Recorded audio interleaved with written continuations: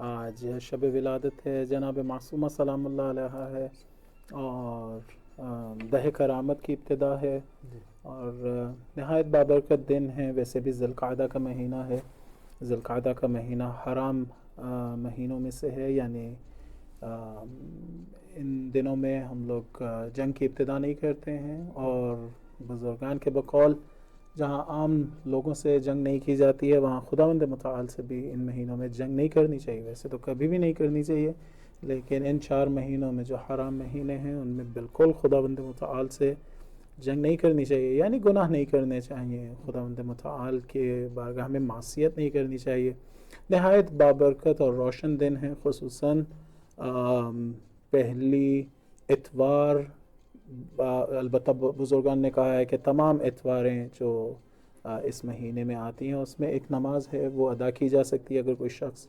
اپنے گناہوں کی توبہ چاہتا ہو، معافی مانگنا چاہتا ہو خداوند متعال سے، مفاتیح الجنان میں اس کا ذکر ہے۔ بہرحال نہایت بابرکت مہینہ ہے، امام رضا علیہ السلام کی ولادت نزدیک ہے، اس اعتبار سے نہایت اہم دن ہے یہ۔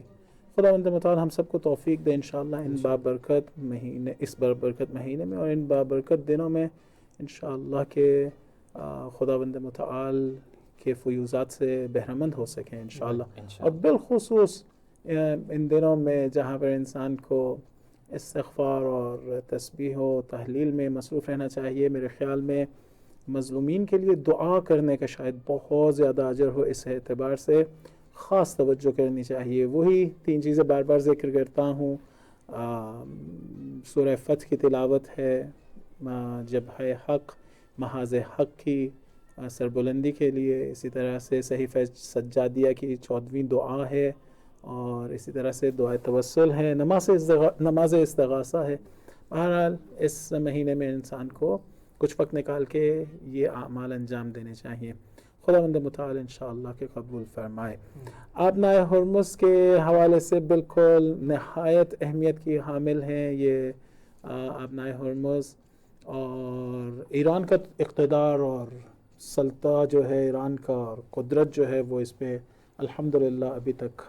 قائم ہے، اور خداوند متعال انشاءاللہ آئندہ بھی اسے قائم رکھے۔ اور ایک ایسا کارڈ ہے ایران کے ہاتھ میں جو دشمن کو گھٹنے ٹیکنے پہ مجبور کر چکا ہے، اور آپ دیکھیے کہ پوری طاقت لگانے کے باوجود، ہر قسم کا پریشر ڈالنے کے باوجود دشمن آبنائے ہرمز کو کھلوا نہیں سکا تھا۔ چند ایک ادھر ادھر سے باتیں سننے کو ملتی ہیں، مثلاً آج جو ہے وہ انگلینڈ کے بارے میں تھا کہ وہ کہہ رہا تھا، یا فرانس کے بارے میں ہے کہ وہ لوگ کہہ رہے تھے کہ ہم آبنائے ہرمز کو کھلوائیں گے، تو اس کے جواب میں ایرانی دانشوروں نے اچھی باتیں کی، شاید محمد مرندی کی بات تھی کہ انہوں نے کہا کہ تم لوگوں سے جو بڑے تھے، جو اپنے آپ کو زیادہ بڑا بدماش تصور کرتے تھے، گینگسٹرز کے نام تو استعمال ہوئے، گینگسٹرز تو کہا گیا ہے ٹرمپ کو، تو وہ جو تم لوگ سے زیادہ بڑے گینگسٹرز تھے وہ لوگ تو نہیں کھلوا سکے، تو تم لوگ کیا کھلواؤ گے؟ اس طرح کی باتیں بہرحال کہی گئی ہیں۔ تو الحمدللہ ایران کا اقتدار اس پہ باقی ہے، اور اس کی ایک علامت یہ ہے اور ایک اس کی دلیل یہ ہے کہ آبنائے ہرمز کو کھولا گیا، اور پھر جب امریکہ نے اپنے قول کی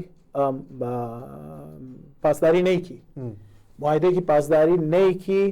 اور اپنا بلاکیڈ ختم نہیں کیا، تو ایک مرتبہ پھر ایران نے بند کر دیا، آبنائے ہرمز کو بند کر دیا، اور اس کا قصوروار کوئی اور نہیں ہے سوائے امریکہ کے۔ ایران نے آبنائے ہرمز کو کھول دیا تھا تجارتی مقاصد کے لیے، کشتیاں، تجارتی کشتیاں جو ہے وہ آرام سے اس سے تردد کر سکتی تھیں، گزر کر سکتی تھیں، لیکن امریکہ نے چونکہ اپنے قول کی پاسداری نہیں کی، تو ایران نے ایک مرتبہ پھر پہلے وارننگ دی، پچھلے دن وارننگ دی کہ آپ نے اپنے یہ بلاکیڈ ختم کرے۔ اس کے پیچھے ہدف ہے، واضح سی بات ہے، امریکہ وہ جو جتنی بے عزتی اور توہین اٹھا چکا ہے ابھی تک، جتنی ذلت ابھی تک اٹھا چکا ہے، وہ کسی نہ کسی طرح اس کو اصلاح کرنا چاہتا ہے، اس کی ترمیم کرنا چاہتا ہے کہ میرا چہرہ جو ہے وہ دنیا کے سامنے کچھ تھوڑا سا بہتر ہو جائے، خصوصاً اس کے اپنے ملک میں ٹرمپ کا چہرہ جو ہے وہ کچھ بہتر ہو جائے، اس لیے وہ ایک جعلی سا تسلط